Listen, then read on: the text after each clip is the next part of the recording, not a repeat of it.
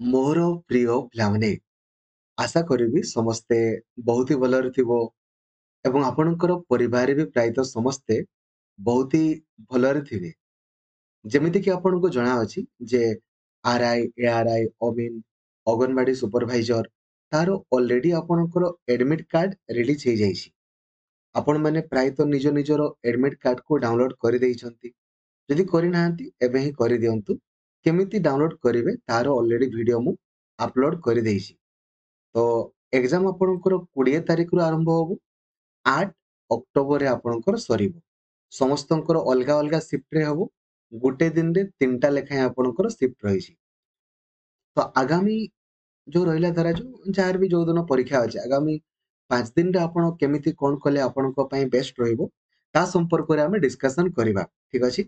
ତ ଲାଇକ୍ ଆଉ ସେୟାର କରିକି ସବୁ ସାଙ୍ଗମାନଙ୍କୁ ବି ଆପଣ ଜଣେଇଦେବେ, ଯୋଉଦ୍ୱାରା କି ସମସ୍ତେ ଆପଣଙ୍କର ଜାଣିପାରିବେ ଏବଂ ଚ୍ୟାନେଲକୁ ନୂଆ ଅଛନ୍ତି ଦେନ୍ ଏବେ ହିଁ ସବସ୍କ୍ରାଇବ କରିକି ଅଲ୍ ନୋଟିଫିକେସନକୁ ବି ଆପଣ ଅନ୍ କରିଦେବେ।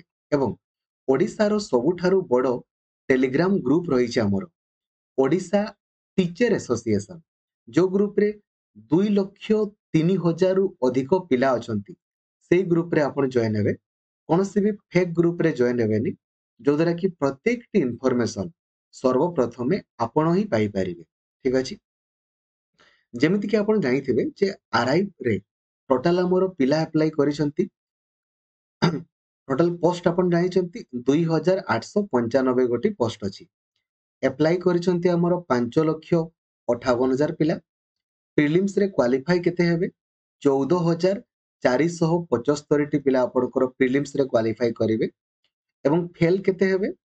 5,43,000 ପିଲା ଆପଣଙ୍କର ଫେଲ୍ ହେବେ। ଠିକ ଅଛି। ମେନ୍ସରେ କେତେ ପାସ୍ କରିବେ? 8,685। ଫେଲ୍ କେତେ ହେବେ? ଏତିକି ଆପଣଙ୍କର। ଠିକ ଅଛି। ତ କିଛି ଅସୁବିଧା ନାହିଁ, ପରୀକ୍ଷା ଆପଣମାନେ ଦେବେ, ଏଥିରେ କିଛି ଅସୁବିଧା ନାହିଁ। ଦେଖନ୍ତୁ, ତ ଆପଣ ଜାଣିଥିବେ ଗୋଟେ ଜିନିଷ ମନେ ରଖିବାରେ ନେଗେଟିଭ ମାର୍କିଂ ଅଛି। ତେଣୁକରି ଦୟାପୂର୍ବକ ଏମିତି କୌଣସି ବି କ୍ୱେଶ୍ଚେନ୍ କରିବେନି ଯୋଉ କ୍ୱେଶ୍ଚେନ୍ ଆପଣଙ୍କୁ ଆସୁନି। କିଛି ନିଡ୍ ନାହିଁ, କଣ ପାଇଁ ଆପଣ ବେକାର ବେକାର କରିବେ। ଆଗ ପୁରା କାଉଣ୍ଟ କରିକି ହେଲା ଯେ ଯୋଉଗୁଡା ପୁରାପୁରି 100% ସିଓର, ଆଗ ସେଇଗୁଡାକୁ ଆପଣ କରି କରି ଯିବେ। ଠିକ ଅଛି। ଯୋଉଗୁଡା ଟିକେ ବି ଡାଉଟ ଅଛି ନା, ତାକୁ ନ କରିବାଟା ହିଁ ଭଲ ମୋ ମତରେ। କାହିଁକି ନା ଦେଖୁଛନ୍ତି ଏଥର ସିଲେକ୍ସନ ପୁରାପୁରି ଅଲଗା ହଉଛି ଆପଣଙ୍କର। ଠିକ ଅଛି। ଆପଣ ଜାଣିଥିବେ 100ଟା କ୍ୱେଶ୍ଚେନ୍ ଆପଣଙ୍କର ପଡିବ, 100 ମାର୍କର ପରୀକ୍ଷା। 90 ମିନିଟ ଆପଣଙ୍କୁ ଟାଇମ ମିଳିବ, କେବଳ 1 ଘଣ୍ଟା 30 ମିନିଟ। ଏବେ 90 ମିନିଟରେ ଆପଣଙ୍କୁ ସବୁ କରିବାର ଅଛି ହେଲା। ତ ଟାଇମ ପ୍ରପରଲି ମ୍ୟାନେଜ କରିବେ, ନହେଲେ ସାଇଁ କରି ଟାଇମ ଆପଣଙ୍କର ପଳେଇଯିବ। ଆଉ ଟାଇମ ମେନଲି କିଏ ଟେକିଂ କରିବ? ମ୍ୟାଥମେଟିକ୍ସ ଆଉ ରିଜନିଂ ଆପଣଙ୍କର। ବାକି ଗୁଡା ତ ଟାଇମ ଟେକିଂ ପାଇଁ କିଛି ନୁହେଁ। ଦେଖନ୍ତୁ, ଏବେ ମ୍ୟାଥମେଟିକ୍ସ ପାଇଁ ଆପଣ କଣ କଲେ ବେଷ୍ଟ ହବ? ଆଗାମୀ ଧରାଯାଉ 5 ଦିନ ଅଛି, ଏ 5 ଦିନରେ 5ଟା ଆପଣଙ୍କର କରିଦିଅନ୍ତୁ। ମ୍ୟାଥମେଟିକ୍ସ ଆଉ ରିଜନିଂ ଏଗୁଡା ବହୁତ ଇଜି। ସବୁ ପିଲାମାନେ ଆପଣଙ୍କର ମ୍ୟାଥମେଟିକ୍ସ ଆଉ ରିଜନିଂରେ ପ୍ରାୟତଃ 40 ମାର୍କରୁ ପାଖାପାଖି 35+ ତ ଆପଣଙ୍କର ସମସ୍ତଙ୍କର ପ୍ରାୟ ରହିଯିବ। ମ୍ୟାକ୍ସିମମ୍ ଯିଏ ପଢିଛି, ଆଉ ଯିଏ ପଢିନି ତାକୁ ତ କରିହବନି। ଠିକ ଅଛି। ଯାହା ବି ଆପଣଙ୍କର ମ୍ୟାଥମେଟିକ୍ସ ଆପଣଙ୍କର ପଡିବ ନା, ଆପଣ ଖାଲି OSSC, ଖାଲି OSSC ଯେତିକି ବି ପ୍ରିଭିୟସ ଇୟର ଆପଣଙ୍କର କ୍ୱେଶ୍ଚେନ୍ ପଡିଛି, ଯେତିକି ବି ମ୍ୟାଥର ପଡିଛି, ସବୁ ଗୁଡା ଖାଲି ଆପଣ ପ୍ରାକ୍ଟିସ କରିଦିଅନ୍ତୁ। ଯଦି ଆପଣ ଖାଲି ସେତିକି କରିଦେବେ ନା, ବାସ୍ ଯାହା ପଡିବ ସେମ୍ ପ୍ୟାଟର୍ନ ଆପଣଙ୍କର ପଡିବ। ମ୍ୟାଥମେଟିକ୍ସରେ 20 ମ୍ୟାକ୍ସିମମ୍ ପିଲାଙ୍କ ରହିଯାଏ, ନହେଲେ 18-19 ତ ନିହାତି ରହିଯିବ। ଲକ୍ଷ୍ମୀଧର ସାର୍ ଅଫିସିଆଲ ଆପ୍ଲିକେସନରେ ମଧ୍ୟ ଯେତିକି ବି ମ୍ୟାଥ ଆପଣଙ୍କର ହେଇଛି, ସବୁଦିନ ଆପଣଙ୍କ ପାଇଁ 1.5 ଘଣ୍ଟା ଆପଣଙ୍କର ମ୍ୟାଥମେଟିକ୍ସ ରିଜନିଂ କ୍ଲାସ କରାହୁଏ। ସବୁଦିନ ରାଇଟ୍ 8ରୁ 9 ଘଣ୍ଟା ଆପଣଙ୍କ ଟୋଟାଲ କ୍ଲାସ କରାହୁଏ। ସେଥିରେ ଦେଖିବେ ଲେଖା ହେଇଥିବ OSSC PIQ ମ୍ୟାଥମେଟିକ୍ସ ସଲ୍ୟୁସନ। ଖାଲି ତାକୁ ଆପଣ ପ୍ରାକ୍ଟିସ କରିଦେବେ, ନହେଲେ ନିଜେ ନିଜେ ପ୍ରାକ୍ଟିସ କରନ୍ତୁ, ନୋ ପ୍ରୋବ୍ଲେମ। ଯାହା ପଡିବ ସେଇ ଟାଇପର ଆପଣଙ୍କର ପଡିବ। ଯଦି ଗୋଟେ ପିଲା ଖାଲି ସେତିକି କରିଦେଇଛି ନା, ରିଜନିଂ ତ ଆପଣଙ୍କର OSSC ର ହିଁ ରିଜନିଂ ଆସେ। OSSC ତ ପୂର୍ବରୁ କେବେ ରିଜନିଂ ଆପଣଙ୍କର ପରୀକ୍ଷାରେ ପକାଉନଥିଲା। ଏଇଥର ପ୍ରଥମ ଥର ପାଇଁ ଆଡ୍ କରିଛି, ତ ଖାଲି OSSC ର ରିଜନିଂ ସବୁଗୁଡା ସବୁଦିନ ମଧ୍ୟ ମୁଁ ଆପଣଙ୍କୁ ଟେଲିଗ୍ରାମ ଗ୍ରୁପରେ ଆପଣଙ୍କର ପ୍ରାକ୍ଟିସ କରିବା ପାଇଁ ସବୁଦିନ ଦିଏ ନା। ଫାଇଲ୍ସକୁ ଗଲା ପରେ ଆପଣ ଦେଖିପାରୁ ସବୁଦିନ ମ୍ୟାଥ୍ସ ରିଜନିଂ ସବୁଦିନ ପ୍ରାକ୍ଟିସ କରିବା ପାଇଁ ମୁଁ ଆପଣଙ୍କୁ ଦଉଛି। ପାଖାପାଖି ମ୍ୟାଥର ଡେଲି ଆପଣଙ୍କୁ 50ଟା ପ୍ରଶ୍ନ, ରିଜନିଂର 60ଟା ପ୍ରଶ୍ନ ସବୁଦିନ ଆପଣଙ୍କୁ ଦଉଛି। ଆପଣ ଖାଲି ସେତିକି ପ୍ରାକ୍ଟିସ କରିଦିଅନ୍ତୁ ନା। ମ୍ୟାଥମେଟିକ୍ସ ରିଜନିଂରେ ମନେ ରଖିବେ, बट तोरबोर हेबेनी धरा जाऊ 40टा प्रश्नरू आपणकर 36टा किंवा 35टा ठीक होउची आउ 5टा होउनी आपण मैथमेटिक्स और रीजनिंग रे कि तुक्का मारिबे कि बेकार बेकार स्कोर कमी जिवो पुणी असुविधा तनकर किछि नीड नाही बट मो मतरे आपण डेली आ आगामी धरा जो 5 दिन अछि आपण धरा जाऊ डेली खाली 2 घंटा लेखाई करी कि और ट्रिपल एससी रो सब मैथमेटिक्स पीआईक्यू करी दियंतु आ ओएसएससी रो सब रीजनिंग भी करी दियंतु बास हे गला ए 40 रो आपणकर 35 प्लस आपणकर थुआ हे जिवो एबे देखंतु ओडिया पई कोन करिवे दुईटा खाली काम करंतु number 1 Odia grammar full coverage video देखि दियंतु यूट्यूब रे सर्च करि देबे Odia grammar full coverage by Laxmidhar sir गुटे वीडियो देखंतु मोर देन सफिशिएंट आपणकर ओडिया ग्रामर आपणकर फुल हे जिवो नंबर 2 कोन करिवे ना ठीक शुद्ध अशुद्ध गुडा को देखिबे रे हला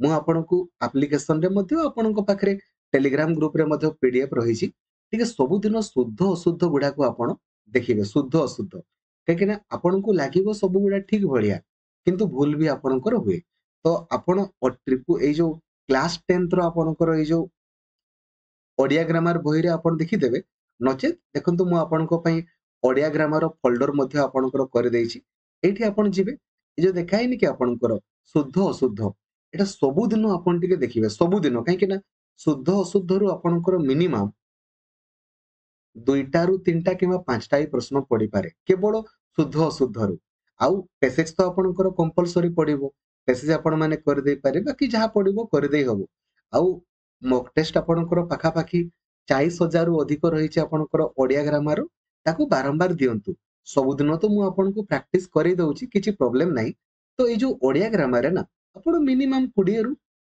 17 प्लस ठीक कर दे पा 17 प्लस आपणकर थुआ मैथमेटिक्स रीजनिंग रे 35 प्लस आपणकर आसीबो एथिरे भी आपणकर 17 प्लस थुआ ठीक अछि एबे जीके पई आपण कोन करिवे देखो जीके रे करंट अफेयर्स आपणकर हुए तो आपणकर 4टा 5टा आपणकर हुए तो पढले पढी पारे करंट अफेयर्स किंतु बाकी आपणकर जो 15 मार्क पडिबो ना सेगुडा हिस्ट्री ज्योग्राफी पॉलिटी साइंस को ऐड हे कि आपणकर पडिबो तो आपण माने जदी खाली वन शॉट क्लास करे नाहंती मो ट्राई करूची नेक्स्ट वीक रे आपनको पई ऑलरेडी गुटे गुटे मासरे 3 थोर लेखाई सिलेबस कवरेज करूची ट्राई करूची वन शॉट करके पुणी जदी आपनको पई हिस्ट्री ज्योग्राफी पॉलिटी एई वीक रे आपनकर पुणी फुल कवरेज आपनकर कर देबी खाली सेतकी करि दियंतो history geography polity one shot कर देबे नंबर 1 और साइंस रो मध्य साइंस रो खाली 3टा पीडीएफ आपनकर पढी देले बेसिक साइंस गुटे दुइटा आपनकर पचारिबो तो आपण इजीली 20 रु एटू इजीली 20 रु 12 रु आपनकर 14 मार्क आपण इजीली रखि पारिबे इजीली ठीक अछि जो करंट अफेयर्स गुड़ा आपनकर मने पड़ला तो वेल एंड गुड नहले एठी हमरो आपण फाइल्स रे देखिबे इयरली करंट अफेयर्स देखिबे इयरली माने पूरा पूरी लास्ट गुटे वर्षर करंट अफेयर्स म आपनको शेयर करिछि आपण खाली ए पीडीएफ टा को टिके गो थ्रू कर देबे फाइल्स रे बस सफिशिएंट से 5टा रु आपनकर 4टा खंडे प्रश्न एठू पडिछ ठीक अछि बुझिले कोन करिवे आउ एप्लीकेशन रे जो स्टैटिक जीके रो मॉक टेस्ट रहिछि ताकू आपण प्रैक्टिस कर देबे और ट्रिपल एस रे जेतकी भी आपनकर जीके पडिछि ताकू आपण प्रैक्टिस कर देबे सब गुडा मॉक टेस्ट आकार भी अवेलेबल अछि आ यूट्यूब रे वीडियो मध्ये रहिछि कोन करिवे मु आउ थरे कहि देली हिस्ट्री ज्योग्राफी पॉलिटी रो टिके वन शॉट क्लास देखि दियंतु आ साइंस रो मध्ये नंबर 2 खाली जेतकी भी आपनकर ओ ट्रिपल एस रो पीआईक्यू पडिछि ओएसएससी रो पीआईक्यू पडिछि सब गुडा प्रैक्टिस कर दियंतु अधिक समय लागिबन साइ साइ जीके रे थोड़ी पिला माने आपण टिके चिंता करिया पई पड़िबो कि पूरा साइ साइ बैक टू बैक कर दियंतु सब गुडा तो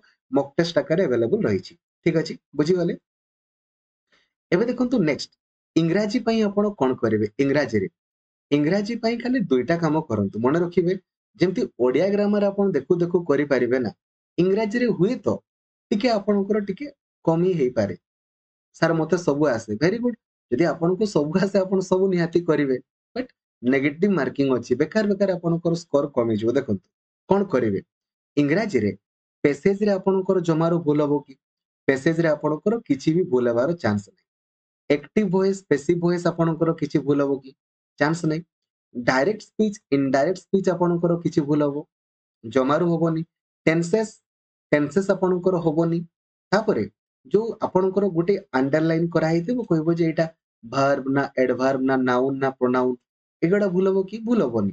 ଭୁଲ କୋଉଠି ହୁଏ ନା synonym ଆପଣଙ୍କର, antonym ଆପଣଙ୍କର ହେଇଗଲା, then synonym antonym then preposition ଆପଣଙ୍କର ହେଇଗଲା, ଏଇ ସବୁରେ ଆପଣଙ୍କର ପିଲାର ଭୁଲ ହୁଏ। ତାପରେ spelling test, ଆପଣଙ୍କୁ ସବୁ ୱାର୍ଡ ର ସ୍ପେଲିଂ ଆପଣଙ୍କୁ ଆସୁଥିବ ଏମିତି କିଛି ମାନେ ଅଛି ନାଇଁ, ହୁଏତ କିଛି ୱାର୍ଡ ରୁ ଆସି ନପାରେ, ତେଣୁକରି ଯେତିକି ଆସିବ ସେତିକି କରିବେ। ମାନେ କହିବା ପାଇଁ ଗଲେ 20ଟା ପ୍ରଶ୍ନରୁ 12ଟାରୁ 14ଟା ତ ପ୍ରଶ୍ନ ଆପଣ ମାନେ 12ଟା ପ୍ରଶ୍ନ ତ ନିହାତି କରିଦେଇ ପାରିବେ। ପେସେଜ ଧରାଯାଉ 2 ମାର୍କ, ଯେମିତି ଫରେଷ୍ଟ ଗାର୍ଡରେ ତ ଆପଣଙ୍କର 5 ମାର୍କ ଆପଣଙ୍କର ପଡିଥିଲା, ଧରାଯାଉ ଏଠି ଆପଣଙ୍କର 5 ମାର୍କ ଆପଣ ଯଦି ପଡିଗଲା ଦେନ୍ ତ ବମ୍ ବମ୍ ଭଲେ। ପେସେଜରେ ଆପଣଙ୍କର 5ରୁ 5 ଥୁଆ, ଅନଲାଇନ ପରୀକ୍ଷା ଛୋଟ ମୋଟ ଯୋଉ ପେସେଜ ଆସିବ 5ରୁ 5 ଆପଣ ରଖିଦେବେ। Active voice, passive voice, direct speech, indirect speech ଜମାରୁ ଆପଣଙ୍କର ଭୁଲ ହବନି। ଖାଲି ଗୋଟେ କାମ କରନ୍ତୁ ନା, ଇଂଲିଶ ଗ୍ରାମାର ଏଇ ୱିକରେ ହିଁ ଆମେ ଇଂଲିଶ ଗ୍ରାମାର ଫୁଲ କଭରେଜ କରିଛି ନା ରେ। ଖାଲି ଗୋଟେ କ୍ଲାସ କେତେ ସମୟ ଲାଗିବ? ଯଦି 2x ସ୍ପିଡରେ ଆପଣ ଦେଖିବେ 90 ମିନିଟ ଆପଣଙ୍କୁ ଲାଗିବ, ଆପଣ ଇଂଲିଶ ଗ୍ରାମାର ଦେଖୁ ଦେଖୁ କରିଦେଇ ପାରିବେ। ଆଉ ପାଙ୍କ୍ଚୁଏସନ ମାର୍କ ଆପଣଙ୍କର କଣ ଭୁଲ ହବ କି? ପାଙ୍କ୍ଚୁଏସନ ମାର୍କ ଆପଣଙ୍କୁ 4ଟା ସେଣ୍ଟେନ୍ସ ଆପଣଙ୍କୁ ଦିଆହେଇଥିବ, ପଚାରିବ ଏଇ ଭିତରୁ କୋଉଠି କରେକ୍ଟ ପାଙ୍କ୍ଚୁଏସନ ମାର୍କ ଲାଗିଛି। କ୍ୱେଶ୍ଚେନ ଟେଗ ଆପଣଙ୍କର, କ୍ୱେଶ୍ଚେନ ଟେଗ ଆପଣଙ୍କର ଭୁଲ ତ ହବନି ନା। ଠିକ ଅଛି, ପଜିଟିଭ ଟାକୁ ନେଗେଟିଭ କରିବେ, ନେଗେଟିଭ ଟାକୁ ପଜିଟିଭ। ଆଉ ଗୋଟେ ଜିନିଷ କଣ ଦେଖନ୍ତୁ, ଯଦି ଆମର ଯୋଉ ସବଜେକ୍ଟ ଭାର୍ବ ଏଗ୍ରିମେଣ୍ଟର 25ଟା ଆପଣଙ୍କ ରୁଲ ଅଛି, ସବୁଗୁଡା ତ ହୁଏତ ମନେ ରଖି ନ ପାରନ୍ତି, ଯେତିକି ମନେ ରହିବ ତାକୁ ଟିକେ ଆପଣ ପ୍ରାକ୍ଟିସ କରିଦେଇକି ଆପଣଙ୍କର ଯିବେ। ଠିକ ଅଛି, ବୁଝିଗଲେ? ତ କହିବା ପାଇଁ ଗଲେ 20ଟା ପ୍ରଶ୍ନରୁ ମିନିମମ୍ 12ଟାରୁ 13ଟା ତ ଆପଣ ନିହାତି କରିଦେଇ ପାରିବେ। Passage, active voice, passive voice, direct speech, indirect speech, then ଆପଣଙ୍କର ଯୋଉ ରହିଲା ପାଙ୍କ୍ଚୁଏସନ ମାର୍କ, ଦେନ୍ ଆପଣଙ୍କ ଯୋଉ ପାର୍ଟସ ଅଫ ସ୍ପିଚ କରିଦେଇ ହବ। ଯେତିକି କରିହବ ସେତିକି କରିବେ। ତ ଯଦି ଦେଖନ୍ତୁ, ମୁଁ ଆଉ ଥରେ ବାରମ୍ବାର କହୁଛି, ଏମିତି କୌଣସି ବି ପ୍ରଶ୍ନ କରିବେନି ଯୋଉଟା ଆପଣଙ୍କୁ ଡାଉଟରେ ଥିବ। ବେକାର ବେକାର କରନ୍ତୁନି। ଏମିତି ବି ପୁରା ପୁରା 100% ଯୋଉଗୁଡା ସିଓର ଆଗ ସେଗୁଡା ହିଁ କରି କରି ଯିବେ। କରନ୍ତୁନି ବେକାର ବେକାର ନେଗେଟିଭ ମାର୍କିଂ। ମାରିବା ପାଇଁ ଚାହିଁବେ ମାରିବେ, ମୁଁ ଆଉ କଣ କହିବି। ଏମିତି ବି ମ୍ୟାଥମେଟିକ୍ସ ଆଉ ରିଜନିଂ ରେ ଆପଣଙ୍କର 35 ପ୍ଲସ ଆପଣଙ୍କର ଇଜିଲି ରହିଯିବ। ଓଡିଆ ଗ୍ରାମାରରେ ଆପଣଙ୍କର 17 ପ୍ଲସ ଆପଣଙ୍କର ଥୁଆ, ଜିକେ ରେ ଆପଣଙ୍କର 15 ପ୍ଲସ ଆପଣଙ୍କର ରହିଯିବ, ଆଉ ଇଂରାଜୀରେ ଆପଣଙ୍କ ଯଦି ମୁଁ କହିଲି 12 ପ୍ଲସ ଆପଣଙ୍କ ରହିଯିବ। କାଉଣ୍ଟ କରିଦିଅନ୍ତୁ, ଆପଣଙ୍କର 70 ପାଖାପାଖି ଆପଣଙ୍କର ରହୁଛି। ଏଇଟା କାଉଣ୍ଟ କରିଦିଅନ୍ତୁ ଆପଣଙ୍କର କେତେ ହେଲା। ଆଉ ଗୋଟେ ଆପଣଙ୍କର ବାସ୍, ଏଇଟା ହଉଛି ମିନିମମ୍ ମାର୍କ। ଏଇଟା ହଉଛି ମୁଁ ଆପଣଙ୍କର ମିନିମମ୍ କହୁଛି, ଗୋଟେ ପିଲା ମାନେ ବହୁତ ଛାଡିକି ଏତିକି ଆପଣଙ୍କର ଇଜିଲି କରିପାରିବ, ମିନିମମ୍ ଆପଣଙ୍କର ଏତିକି କରିପାରିବ। ତାଠାରୁ ଏଇଟା ମାନେ 100% ସିଓର। ଏବେ ଆଉ ଟିକେ ବି ତ ଆପଣ ମାନେ ଇମ୍ପ୍ରୁଭମେଣ୍ଟ କଲେ କରିଦେଇ ପାରିବେ ନା। ଯଦି 70 ପ୍ଲସ ଆପଣଙ୍କର ପୁରା 100% ସିଓର, ବାସ୍ ସେତିକି ହିଁ ଆପଣ ଠିକ କରିକି ଆସନ୍ତୁ। କାହିଁକି ନା ନେଗେଟିଭ ମାର୍କିଂ ଯୋଗୁଁ ଆପଣ କଣ ପାଇଁ ଅଧିକ କରିବେ? ଆଉ କରିବା ପାଇଁ ଚାହିଁଲେ କରିବେ ଆଉ। ଠିକ ଅଛି, ଚାଲେଗା। ଆପଣ କହିବେ sir cut off 80 plus 90 plus ଯିବ, ଆଉ ଯିବ ତ ଯିବ ପିଲାମାନେ, କଥା ମାନେ କଣ ଏଇ ଯୋଉ ଭୁଲ କରିକି ଆସିବ କି? ଭୁଲ କରି ତ କରି ଆସିବନି। ପିଲାଙ୍କର ସ୍କୋର ଏଇଥିପାଇଁ 80 ପ୍ଲସ 90 ପ୍ଲସ ହୁଏତ ଯାଇପାରେ, ତାର ଦୁଇଟା ହିଁ ରିଜନ। ସେମାନେ ମ୍ୟାଥମେଟିକ୍ସ ଆଉ ରିଜନିଂ ରେ ଗୋଟେ ବି ଭୁଲ କରିବେନି।